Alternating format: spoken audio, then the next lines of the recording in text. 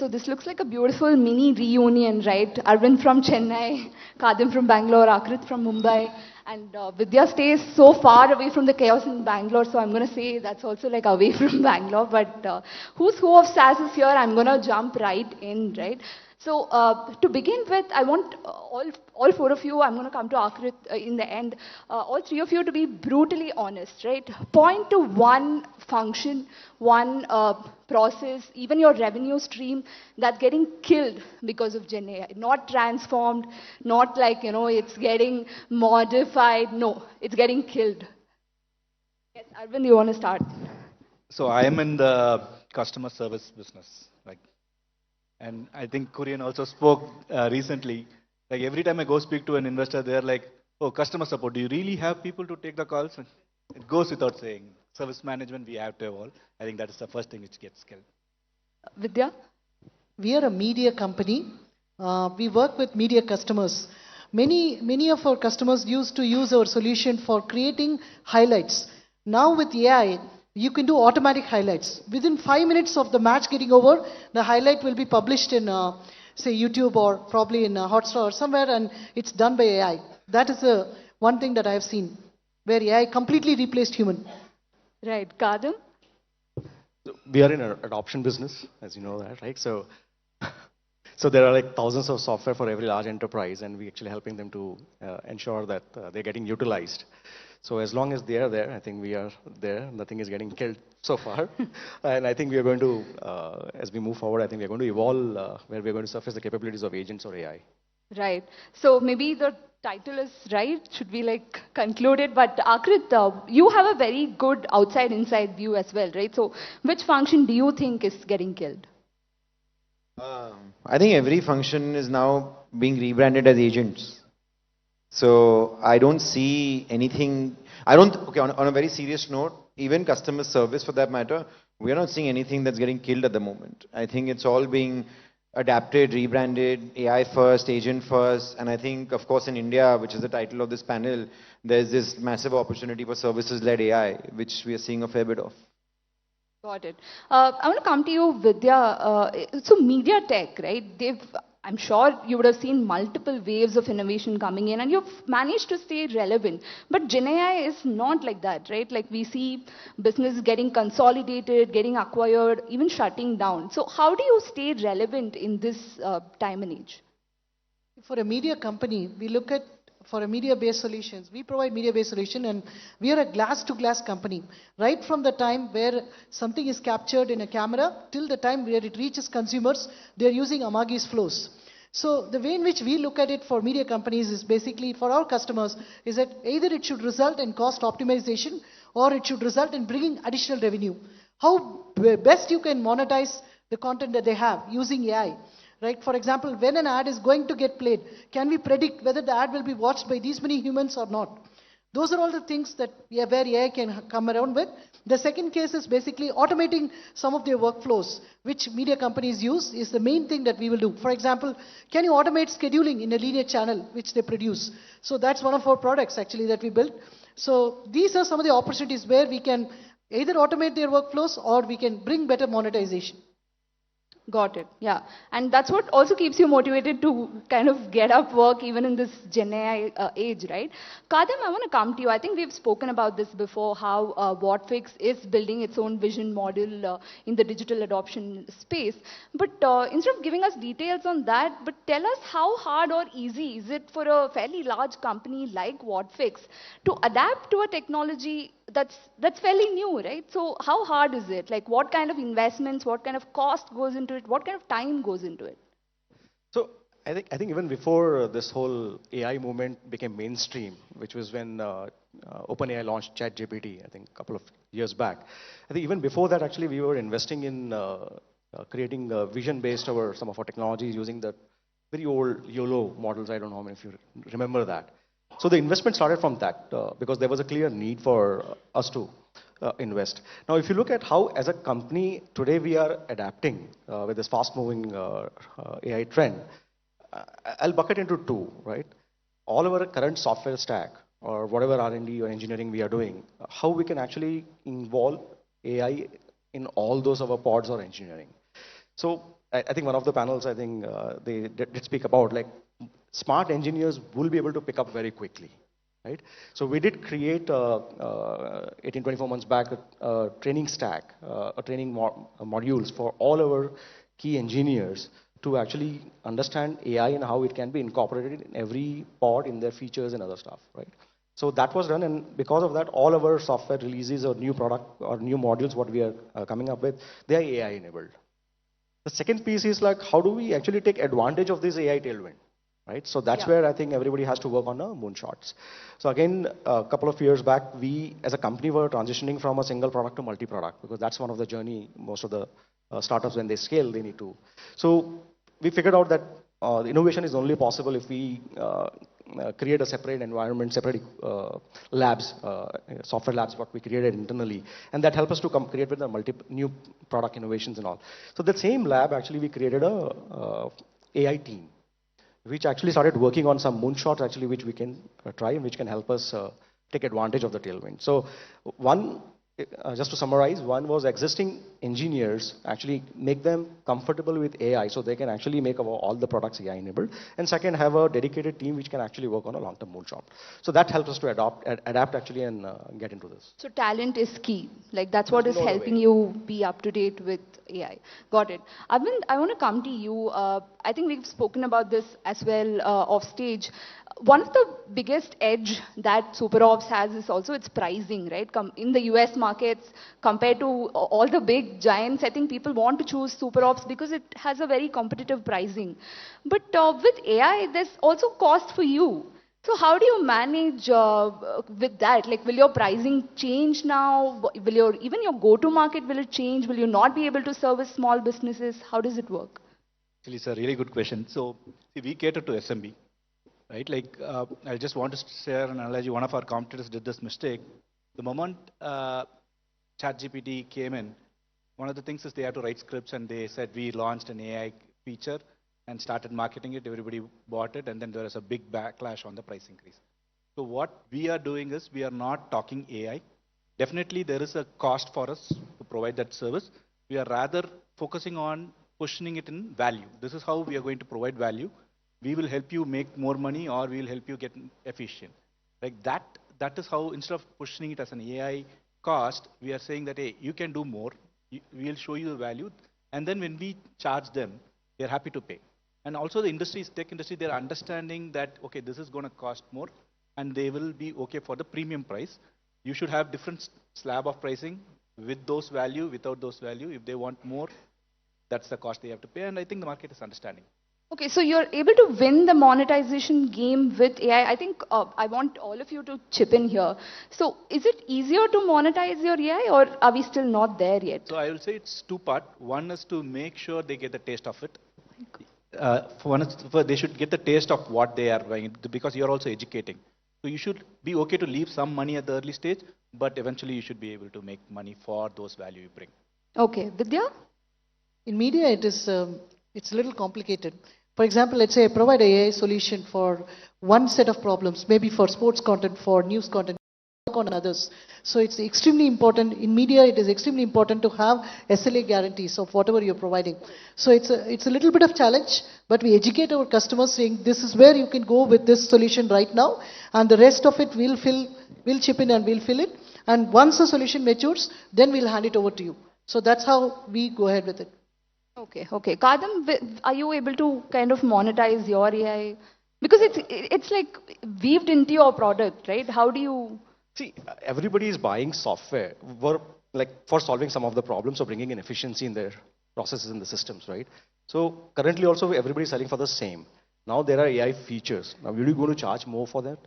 So I think specifically if I talk about Whatfix case, we have different bundles actually, like premium and all. So many of the AI features are put in the premium ones, where actually we are able to monetize to some extent, I would say, not specifically that we are selling AI separately. But if I have to talk for a broader, broader way, I think the real benefit in terms of AI pricing would come when I think as an industry, will move from seat-based pricing to outcome-based. Like today, even if you look, I think the pioneers, like whether it's a ChatGPT or Perplexity or Copilots, everybody is charging based on, still they're charging based on seat. I think there is going to be a transition in next few years where outcome would be guaranteed, and actually the better the outcome you show, and I think there will be a lot of leverage in terms of price. But won't it affect your recurring customers? Like, will they, if it's outcome based, if they don't like it in a year, they're going to move, right? That's the competition, right? Like Okay. if whoever actually moves to that faster, I think they would win. But there will be definitely some players would emerge. Right. Coming to you, Aakrit, I want you to wear the investor hat here. You also run Peer Check, right? So, the SaaS startups that are coming to you to pitch, would you invest in them? Like, are you pushing them to become an AI SaaS company now? On average, we do about, let's say, 10 to 12 deals a year. This year, we'll probably end up doing one SaaS investment. The reason for that is, I think companies starting out today, all SaaS is now AI. So it's incredibly hard, I believe, for in this day and age, and this could be slightly controversial, I believe it's becoming increasingly harder for Indian originated companies to build global AI companies starting from today. I think people who are already there and have some bit of scale is different. And I have a long winded thesis on this. But the primary reason I believe is that for the past 20 to 30, maybe 50 years, if you looked at the people building SaaS in the valley, it was not the cool kids. Right? Yeah. The cooler kids were doing the consumer companies. So they left SaaS for the rest of us, which is great. I mean, it was amazing, and we thank them deeply. In the last 2 years, since ChatGPT moment, that's changed. Every new AI company predominantly is a B2B business model, whether it's prosumer or they're ultimately moving enterprise. So now you have the hackers, the coolest kids from these places, which have very deep network effects within the valley, similar to consumer internet, to get to the first few customers. So as a result, we find the newer companies starting today that are born here will be harder. So we encourage founders who are trying to build AI companies to move a lot sooner today. Again, I want to repeat that the companies that are at scale is different, but starting out is difficult. And where I want to complete this entire kind of rant with is, parallelly, what I think is becoming very exciting is actually the India market software opportunity. We actually think that Haptic, which I still sit on the board of and still involved with, is multi-million-dollar ARR company, which is public, crossed about 35 million. And there are multiple companies now that have built very interesting emerging market software businesses, which is India, east of us, west of us, a little bit, right? So back to your question, as an investor, we believe deeply in that thesis now. And how you can build 50, $75 million businesses here, and the markets locally are going to be very kind to that. Got it. I think Aakrit said we encourage, but is it more like a push, like a force? I think Arvind and Khadim can chip in here because you both raised funds recently, even though at different stages. But Arvind, do you see that also happening? Like, let's compare last year to this year's conversation with your investors. Like, what is it like? Is it more of an AI that's taking away your conversation, or? No, I think definitely 30 to 40% of our conversations is, okay, how is this industry going to be disrupted with AI? It's not all. See, end of the day, for this panel question, is SaaS is going to be dead? No, it's going to be evolving with AI. It's going to go hand in hand. A lot of things going to be outcome-based, value-based. It will be recurring. So our discussion with investors or new investors when you're pitching, AI is definitely a topic that is center of the topic, but it's not feature or how this industry is going to evolve, and is there an opportunity for a new player to take the market share? That's how it is. That's valid. I mean, they're putting money, they want to know about it. But Khadim, was it the same for you? See, I'll take an analogy, right? Like 20 years prior, when things were moving from on-premise to cloud or desktop to cloud, right? Whatever. I think it was implicit that every company which is going to pitch will be cloud company. So I think AI is similar. It's a technology stack, right? Like, it doesn't matter whether it's a new startup or a legacy company. I think AI is now table stake. Everybody has to have it part of the roadmap. Now, how investors are looking at it, actually, if I put myself in their shoes or whatever discussions we had, I would say 3 typical questions actually, right? First, I think when ChatGPT also was launched, we thought, okay, how many jobs will go or what will happen to search and so on, right? So first thing is like whether, I think what Arvind mentioned or Aakrit also mentioned, like, is this company going to get disrupted? Or is this industry going to get disrupted or category going to get disrupted? So that's number one. The number 2, okay, what are you doing with AI today? Right? And number 3, everybody believes there's going to be tailwind because of AI. Yeah. How are you going to take advantage of that in the future? So I think these are the broad level buckets, I would say, how these VCs are looking at it and how they're evaluating. Got it, Sir, got it. I need to leave. Okay, one last question to you, okay. Like, so you're an If advisor. I miss my flight, I'm going to send an official complaint. Anyway, no.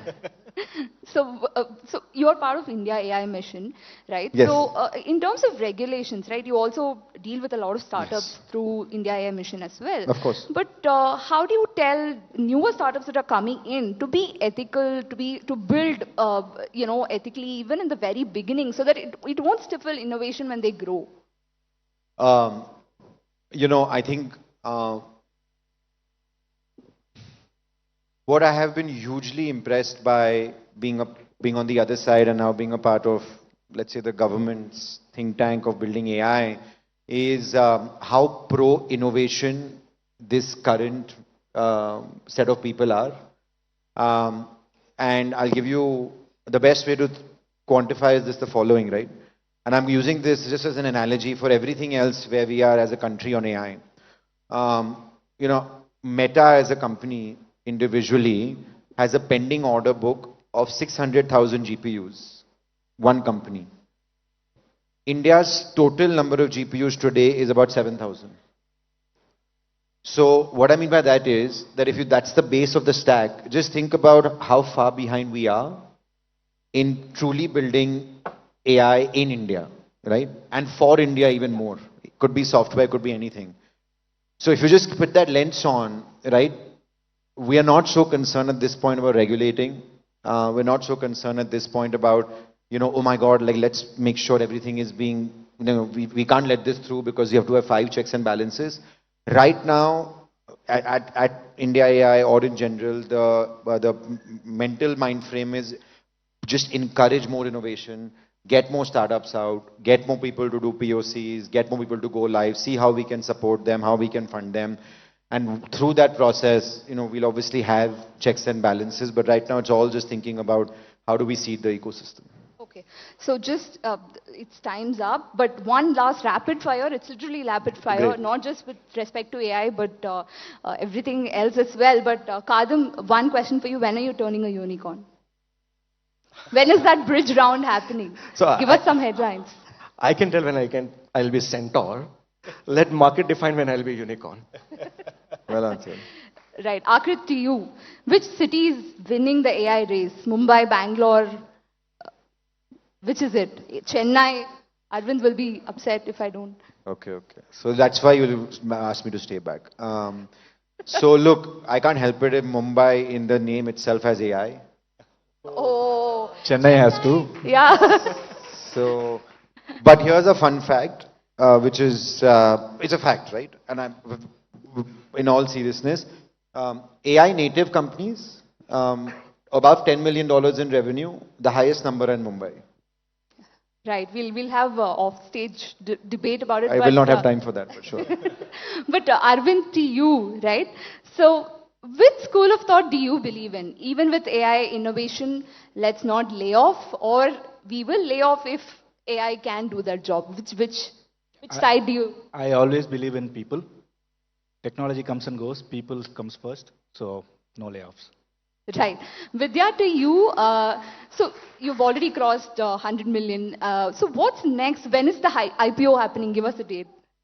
I can't comment on it, but as he described, very, very soon. Amazing. All right. Thank you so much, everyone. Thank you so much for coming in. Thank you. Thank you.